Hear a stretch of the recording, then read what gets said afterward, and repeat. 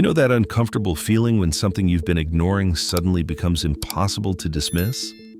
That is where we are with CFMoto right now. Chinese bikes are not a punchline anymore. They are forcing every legacy manufacturer to react, and fast. CFMoto grew 25% year over year in 2023. They are cranking out new engines faster than Suzuki updates their website. They have a manufacturing partnership with KTM that is producing bikes for global distribution. This is not some Alibaba special that arrives in a crate with instructions written in broken English. Here is what we are breaking down. Why Honda, Yamaha, and Triumph are sweating. What CFMoto's rapid development cycle means for reliability, and the hidden financial traps that come with buying into a brand that is moving this fast. Because cheaper bikes sound great until you factor in depreciation, parts availability, and the reality that you are beta testing their engineering.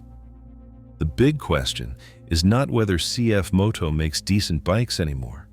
It is whether the math works when you are the one financing it.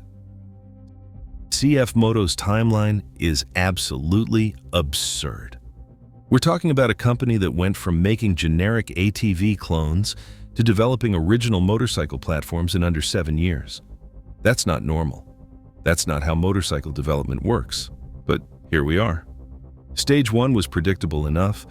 The 300SS and early Nakeds were fine for broke beginners who needed something with 2 wheels and an engine. Borrowed Kawasaki and Honda DNA, nothing special, nothing offensive. Generic parallel twins that ran okay and did not explode immediately. Low bar, sure, but they cleared it. Then, Stage 2 hit, and everything changed. The KTM partnership was not just some marketing fluff. It fundamentally altered what CFMoto could build. The 800NK and Ibex 800 are basically rebadged KTM Dukes with slightly different tuning and apparently more reliable camshafts. Same architecture, similar performance, just cheaper. That is $1,000 less than the KTM equivalent. But Stage 3 is where things get genuinely interesting, and this is happening right now. CFMoto is releasing original engines that nobody asked for, but everybody is watching. The 450SR brought a 270-degree parallel twin architecture to the beginner category before Aprilia made it trendy with the RS457. The 675SS is the Daytona 675 successor that Triumph refuses to build, with the same displacement, 3 cylinders, and a fully fared sport bike layout. Then, there is the 500SR Voom, which is a total head-scratcher. It is a 16,000 revolutions per minute inline 4 at a time when every other manufacturer abandoned small displacement 4s because Euro 5 regulations made them financially stupid to develop. Even Kawasaki's ZX4R was a unicorn effort that nobody else would touch. CFMoto built one anyway, because they could. And now the 750 SRS brings back the 3/4-liter class that only Suzuki's cult status GSX R750 still occupies, a displacement class everyone else abandoned a decade ago. Here's the kicker that should make you nervous. Suzuki hasn't built a new engine in 20 years, but CFMoto is cranking out 3 completely new platforms in 2 years. Honda has been recycling the same basic architecture for a decade. Yamaha's CP engines are starting to feel like old news. The velocity is unprecedented. CFMoto is releasing new engines every 6 months, and nobody knows how to process it. But here is where things get interesting. How are they actually doing this so fast, and can you trust engineering developed on this timeline? Traditional manufacturers spend a decade milking one platform. Honda will build an engine, put it in 5 different bikes, update the fairings twice, call it innovation, and ride that wave until emissions regulations force their hand. That has been the playbook for 40 years. The real question is whether speed and trust can be maintained when development moves this quickly. The 450 SR was not just another beginner bike. It brought a 270-degree parallel twin architecture to the entry level before it became the hot new thing. That crank configuration gives irregular firing intervals, which means better traction, more character, and less vibration. Aprilia's RS457 made that architecture famous in 2024, but CFMoto was already selling it in 2023. The 675 SS is even more aggressive. Triumph killed the Daytona 675 in 2017, and fans have been begging for a successor ever since. Triumph's response was putting Daytona badges and half fairings on a Trident and calling it Heritage. CFMoto just built the actual successor, same displacement, 3 cylinders, fully faired, a proper sport bike. They looked at what Triumph refused to do and said they would handle it. Then there is the 500 SR Voom, which makes zero business sense, and that is exactly why it is fascinating. Small displacement inline 4s are dead. Euro 5 killed them. The R&D costs do not justify the sales volume. Even Kawasaki's ZX4R was a passion project that required corporate approval from executives who probably thought the engineering team had lost their minds. CFMoto built one anyway. 16,000 RPM redline, 78 horsepower, lightweight chassis, fully faired. A bike that exists in a category nobody is competing in because the category does not exist anymore. The 750 SRS brings back the 3/4-liter class that Suzuki's GSX R750 has occupied alone for over a decade.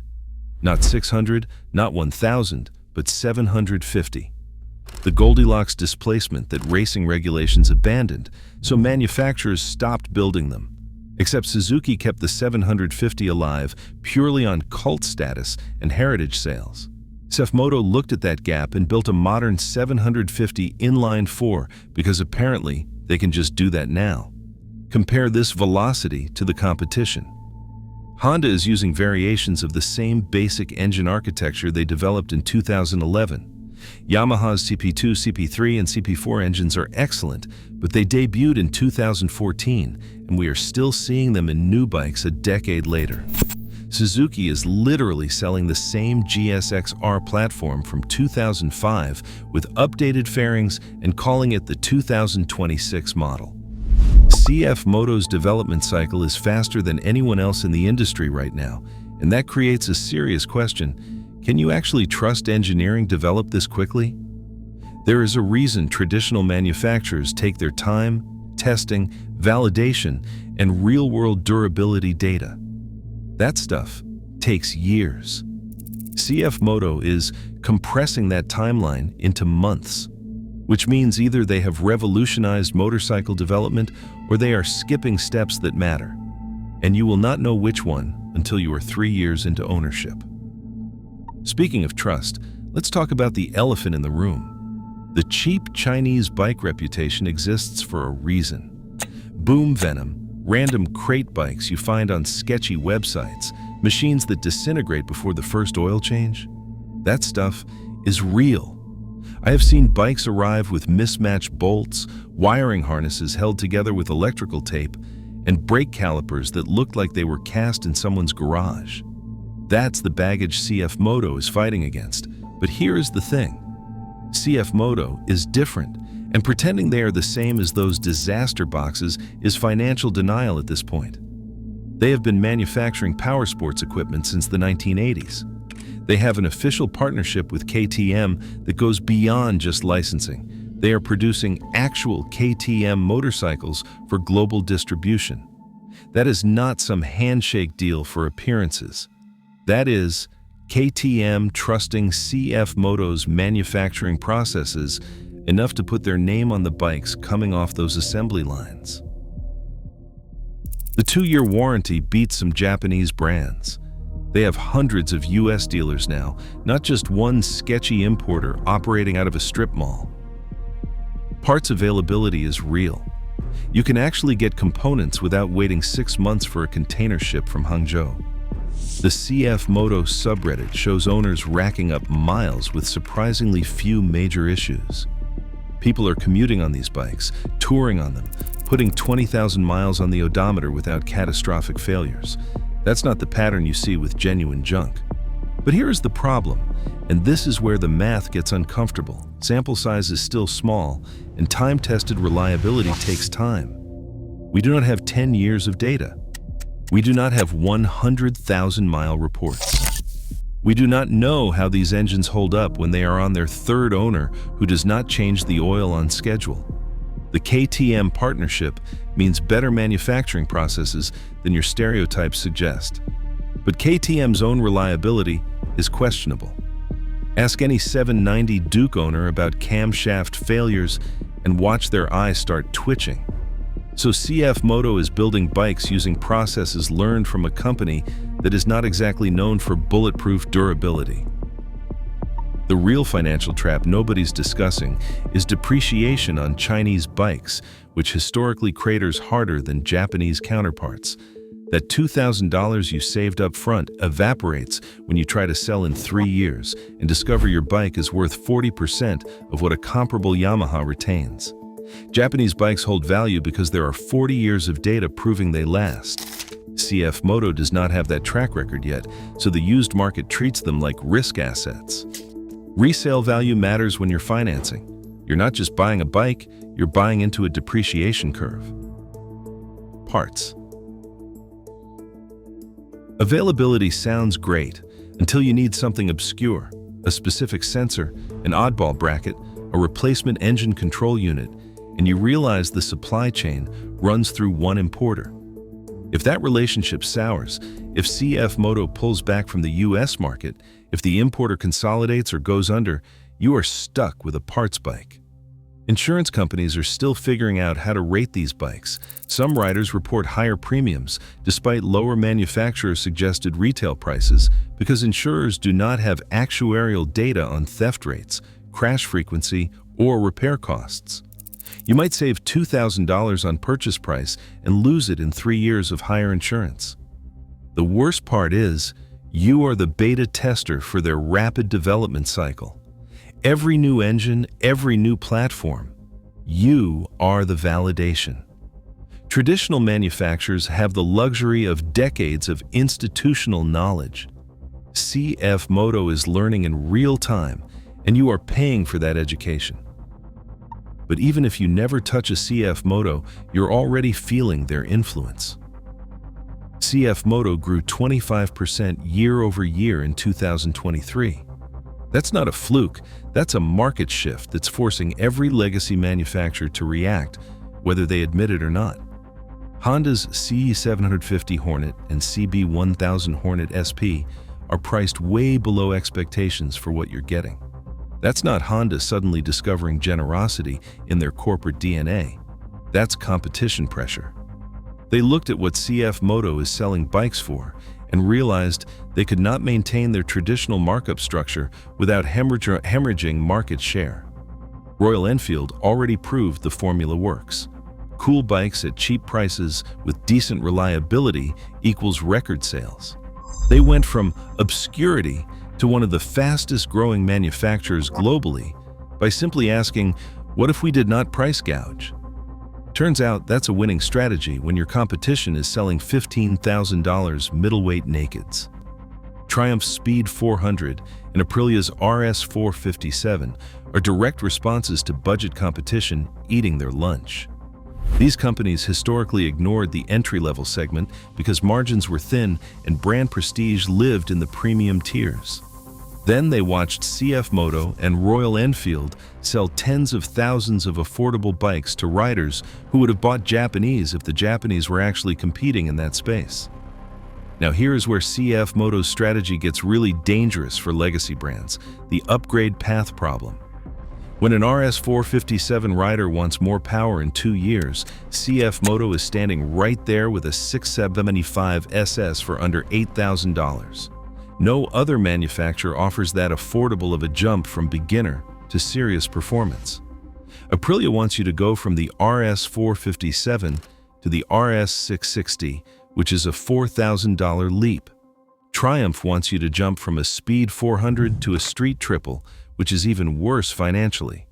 CFMoto is building an ecosystem where riders can stay in the brand family without doubling their monthly payment. Legacy brands built their entire business model on loyalty and heritage. Problem is, Gen Z does not care about racing pedigree from 1993. They were not alive when Suzuki dominated AMA Superbike or when Honda won everything at Isle of Man. That history means nothing to someone born in 2002. They want TFT screens, aggressive styling, startup light sequences that look cool on Instagram, and bikes that cost used car money. CFMoto delivers all of that. The Japanese Big Four are still selling calculator screens on 2026 GSX-R models while wondering why sales are tanking. CFMoto is asking, what do customers want right now, instead of what did we win races with in 2003? That is the radically different approach, and it is working because they are not burdened by legacy thinking or brand identity preservation. The Japanese manufacturers spent decades building premium images. They cannot just slash prices 30% without damaging the perceived value of everything in their lineup. CFMoto does not have that problem. They started cheap, so staying cheap does not hurt their brand. It is their brand. Even if CFMoto quality never matches Honda's legendary reliability, they have already won by forcing everyone else to offer better value. Your next Yamaha is cheaper because CFMoto exists. Your next Kawasaki has more features because CFMoto raised the standard for what entry-level includes. The real kicker is, this is just the beginning. QJ Motor, Benelli, and other Chinese brands are watching and learning. CFMoto proved the model works. Now everyone else is going to copy it, and the disruption is going to accelerate. So where does this lead for riders like you? Chinese manufacturing is already normalized in cars, and nobody blinks anymore. Polestar, Volvo, and Buick all build in China. BMW, Tesla, Toyota, and VW all have Chinese production facilities. This is not some future scenario we are debating. It has already happened. Motorcycles are just catching up to where the automotive industry landed a decade ago. The perception that Chinese bikes are fundamentally inferior is fading with younger riders who grew up with iPhones assembled in Shenzhen. They do not carry the same baggage about Chinese manufacturing quality that older generations do. To them, made in China just means made, and they judge the product on its merits, not its origin story. Honda already moved massive production to Thailand. Ducati assembles scramblers offshore from Italy. This is not a new manufacturing strategy. It is just uncomfortable when we are forced to acknowledge it directly.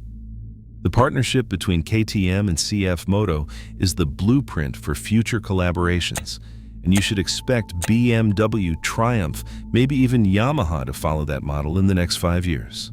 The government subsidies argument falls apart when you look at tax incentives every country offers manufacturers. The US gives massive breaks to automotive companies. European countries subsidize their domestic brands. Japan protected Honda, Yamaha, Suzuki, and Kawasaki for decades with favorable trade policies. Acting like China is the only country playing that game is financial denial. The financial reality for you is simple. Cheaper options mean better deals across the board, even on Japanese bikes. Competition drives prices down and forces innovation up. That is basic economics, and it benefits you whether you ever sit on a CFMoto or not. But cheaper also means more riders on bikes that might not hold up long term. More crashes from mechanical failures, higher insurance pools, worse statistics that affect everyone's premiums. The safety implications of rapid market expansion with unproven reliability are not just theoretical, they are actuarial. Parts availability could become a nightmare if importers consolidate or CFMoto pulls back from the US market. You could end up with a bike nobody wants to buy, parts back-ordered 6 months, and insurance rates climbing because the risk pool data looks terrible. Best case scenario, competition drives innovation and value, making motorcycling accessible to a generation priced out by $20,000 superbikes. More riders, a healthier industry, better bikes at every price point. The bottom line is, CFMoto is not going away, and pretending they are still a joke is financial denial. They change the game whether you like it or not. Your next bike is cheaper because CFMoto exists. That's just reality now. The reliability question mark is real, but so is the competition pressure forcing legacy brands to step up. Don't ignore CFMoto just because they're Chinese. Ignore them if the math on resale value and parts availability does not work for your situation. Drop a comment. Would you actually buy one, or are you waiting to see how the first wave of owners fares in 5 years?